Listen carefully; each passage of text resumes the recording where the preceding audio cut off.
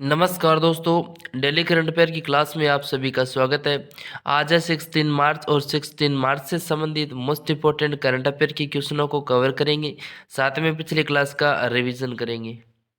तो कल की क्लास में हमने देखा था कि द्रौपदी मुर्मू किस देश के राष्ट्रीय दिवस के रूप में अतिथि के रूप में शामिल हुई, तो मॉरिशस की। पाकिस्तान का नया विदेश मंत्री किसे नियुक्त किया, तो इसहाक डार को।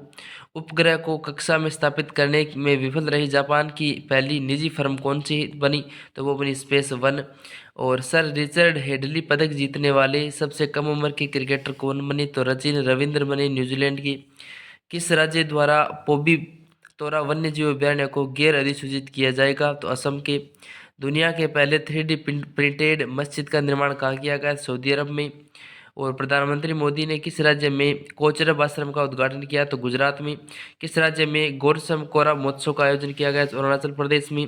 मिस वर्ल्ड 2023 का खिताब किसने जीता, तो वो जीता क्रिस्टिना पिचकोवा ने।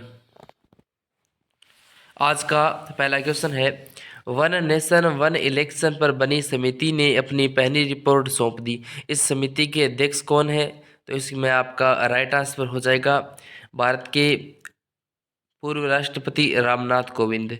रामनाथ कोविंद इस क्वेश्चन का राइट आंसर हो जाएगा।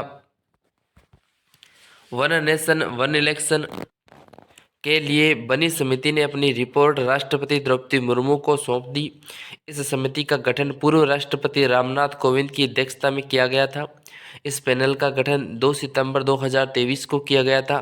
पूर्व राष्ट्रपति रामनाथ कोविंद की अगुवाई में 8 मेंबर की कमेटी ने ये रिपोर्ट तैयार की।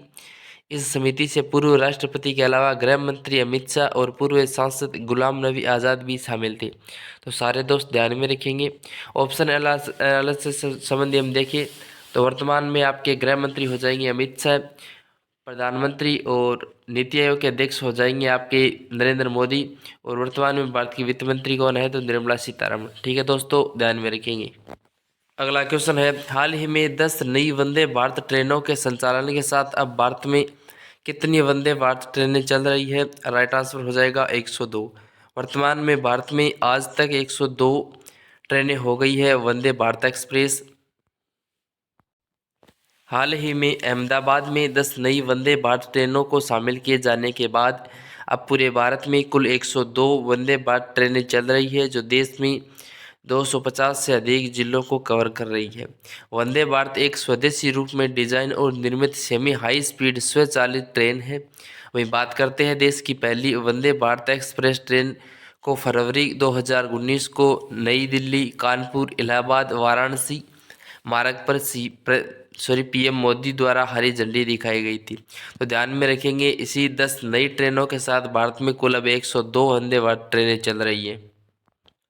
अगला क्वेश्चन है, हाल ही में नए चुनाव आयुक्त के रूप में किसे चुना गया है, राइट आंसर हो जाएगा किसे चुना गया है। मुख्य चुनाव आयुक्त की बात करें तो मुख्य निर्वाचन आयोग के वो हो जाएंगे अध्यक्ष, वो हो जाएंगे राजीव कुमार। सी ऑप्शन होगा आपका। और इस क्वेश्चन के राइट आंसर तो वो हो जाएंगे सुखबीर संधू और ज्ञानेश कुमार। इन दोनों को चुनाव आयुक्त के रूप में नियुक्त किया गया है। तो आपका डी ऑप्शन इस क्वेश्चन का राइट आंसर हो जाएगा। सारे दोस्त ध्यान में रखेंगे। इम्पोर्टेंट कुछ पॉइंट कवर करते हैं। तो लोकसभा चुनाव से पहले पूर्व नौकरशाहों सुखबीर सिंह संधू और ज्ञानेश कुमार को नए चुनाव आयुक्त तौर चुना गया है। बता दें कि पीएम मोदी के नेतृत्व वाली समिति ने इन नामों का मुहर लगाई है। लोकसभा में कांग्रेस के नेता अधीर रंजन चौधरी ने भी इस चयन प्रक्रिया में हिस्सा लिया। चयन समिति की सिफारिश के आधार पर राष्ट्रपति द्रौपदी मुर्मू निर्वाचन आयोग के 2 सदस्यों की नियुक्ति करेगी। बात करते हैं निर्वाचन आयोग की, तो स्थापना की गई 25 जनवरी 1950 को। निर्वाचन आयोग के मुख्यालय की बात करें तो वो हो जाएगा दिल्ली में। मुख्य निर्वाचन आयुक्त कौन है वर्तमान में, तो वो हो जाएंगे राजीव कुमार। और पहले निर्वाचन आयुक्त कौन थे, तो वो थे सुकुमार सेन। तो सारे दोस्त ध्यान में रखेंगे, पॉइंट बहुत अच्छा है। अगला क्वेश्चन है, भारत की नुमालीगढ़ रिफाइनरी लिमिटेड किस देश ने अपना संपर्क कार्यालय खोला है, तो बांग्लादेश आपका राइट आंसर हो जाएगा। भारत की नुमालीगढ़ रिफाइनरी लिमिटेड ने ढाका में पहला विदेशी कार्यालय खोला है। यह कार्यालय कंपनी के लिए संपर्क कार्यालय के रूप में काम करेगा। तो ध्यान में रखेंगे, भारत की नुमालीगढ़ रिफाइनरी लिमिटेड ने बांग्लादेश में अपना संपर्क कार्यालय खोला है। सी ऑप्शन आपका इस क्वेश्चन का राइट आंसर हो जाएगा।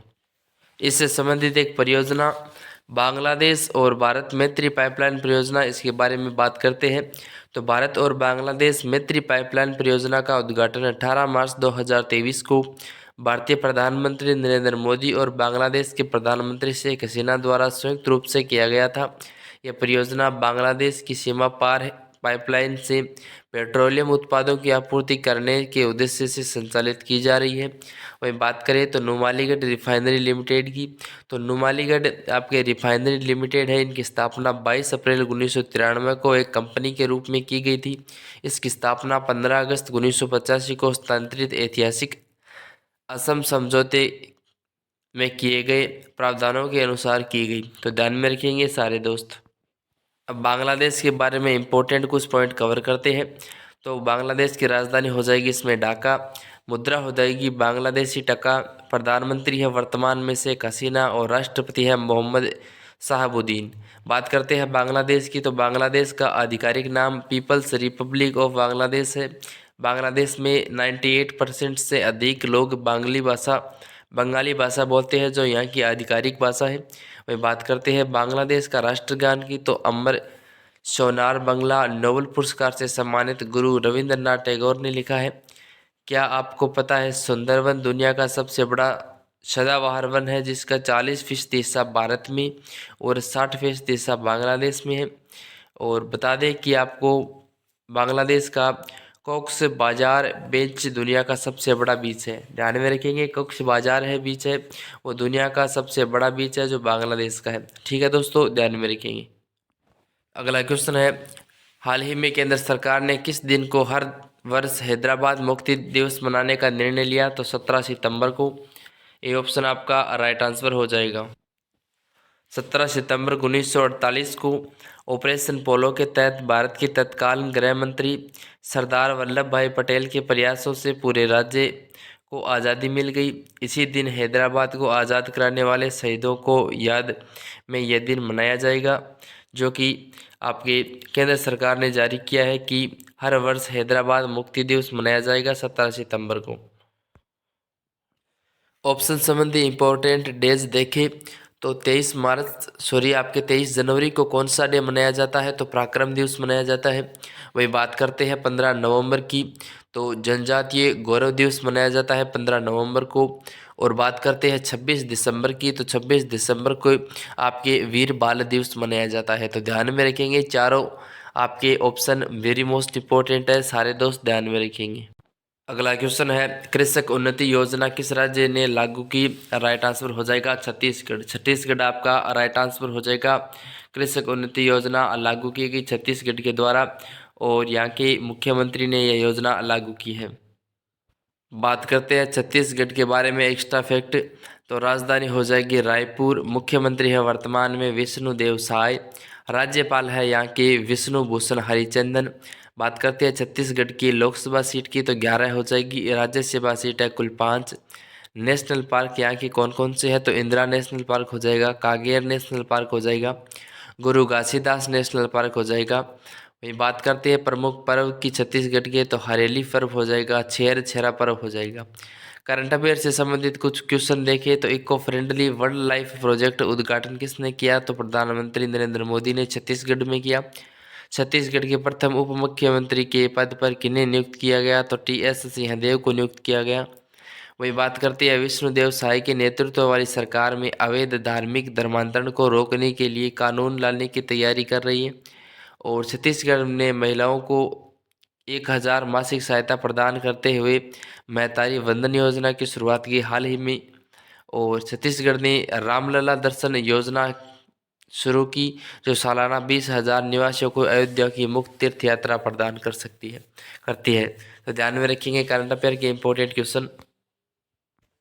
अगला क्वेश्चन है, हाल ही में रणजी ट्रॉफी 2024 का खिताब किसने जीता? तो यह जीता 42वीं बार मुंबई ने जीता है। ये ऑप्शन आपका राइट आंसर हो जाएगा। अजिंक्य रहाणे के नेतृत्व में मुंबई क्रिकेट टीम ने रणजी ट्रॉफी के फाइनल में विदर्भ को हराकर अपना 42वां खिताब जीता। रणजी ट्रॉफी की बात करते हैं तो रणजी ट्रॉफी की प्रमुख घरेलू प्रथम श्रेणी क्रिकेट चैंपियन ट्रॉफी है, जिसका नाम एस रणजीत सिंह के नाम पर रखा गया है। रणजी ट्रॉफी के विजेता की बात करें तो रणजी ट्रॉफी के इतिहास में मुंबई सबसे पहले सफल टीम रही है। इसने कुल 42 बार ये खिताब जीत चुकी है, अपने नाम कर चुकी है। तो ध्यान में रखेंगे 42वीं बार रणजी ट्रॉफी 2024 में 42वीं बार मुंबई ने रणजी ट्रॉफी का खिताब जीता है। ठीक है दोस्तों, अगला क्वेश्चन है, हाल ही में सीबीएसई के नए अध्यक्ष कौन बने? तो राहुल सिंह बने हैं। डी ऑप्शन आपका राइट आंसर हो जाएगा। राहुल सिंह ने इस पद पर नियुक्ति के साथ साथ निधि छिवर को प्रतिस्थापित किया है, क्योंकि निधि छिवर को हाल ही में नीति आयोग के बतौर सलाहकार नियुक्त किया गया है। सीबीएसई की हम बात करें तो स्थापना की गई 1929 ईस्वी को, मुख्यालय है इसका नई दिल्ली में। बात करते हैं दोस्तों ऑप्शन एनालिसिस संबंध। बी ऑप्शन है अपना किशोर मकवाना, तो ये अनुसूचित जाति आयोग के अध्यक्ष है। वहीं बात करते हैं एम खानविलकर की, तो वो हो जाएंगे आपके भारत के नए लोकपाल। तो दोनों ऑप्शनों को ध्यान में रखेंगे सारे दोस्त। अगला क्वेश्चन है, यूएनडीपी द्वारा जारी लैंगिक असमानता सूचकांक 2022 में भारत किस स्थान पर है? राइट आंसर हो जाएगा इस सूचकांक में भारत है वो आपके राइट आंसर हो जाएगा इस क्वेश्चन का 108वें स्थान पर है। यूएनडीपी की जारी इस रिपोर्ट के अनुसार 193 देशों में लैंगिक असमानता के सूचकांक के बारे में देखिए तो यूएनडीपी द्वारा जारी किए जाने वाला यूआईआई 3 आयामों का उपयोग करके लैंगिक असमानता को मापने वाला एक सूचकांक है। इसमें प्रजनन, स्वास्थ्य, सशक्तिकरण और श्रम बाजार में भागीदारी ध्यान में रखेंगे सारे दोस्त। अगला क्वेश्चन है, हाल ही में भारतीय पैरालंपिक संघ के अध्यक्ष कौन बने? तो राइट आंसर हो जाएगा देवेंद्र झांझड़िया। देवेंद्र झांझड़िया बने हैं हाल ही में नए अध्यक्ष। बात करते हैं 2 बार के पैरालंपिक स्वर्ण पदक विजेता देवेंद्र झांझड़िया को भारतीय पैरालंपिक समिति पीसीआई का नया अध्यक्ष चुना गया है। वह एक अन्य परिषद पैरा एथलीट दीपा मलिक का स्थान लेंगे। बात करते हैं भारतीय पैरालंपिक समिति की, तो स्थापना की गई 1992 को, मुख्यालय हो जाएगा नई दिल्ली में। ठीक है दोस्तों, ध्यान में रखेंगे। और यह है कल वाला होमवर्क क्वेश्चन है, हाल ही में गर्भपात को संवैधानिक अधिकार देने वाला दुनिया का पहला देश कौन सा बना? तो इसका राइट आंसर हो जाएगा वो हो जाएगा फ्रांस। अब बात करते हैं आज के क्वेश्चन का, जिसका जवाब सभी दोस्तों को कमेंट बॉक्स के माध्यम से बताना है। क्वेश्चन है, हाल ही में फ्रेंच ओपन 2024 में पुरुष युगल का खिताब किसने जीता?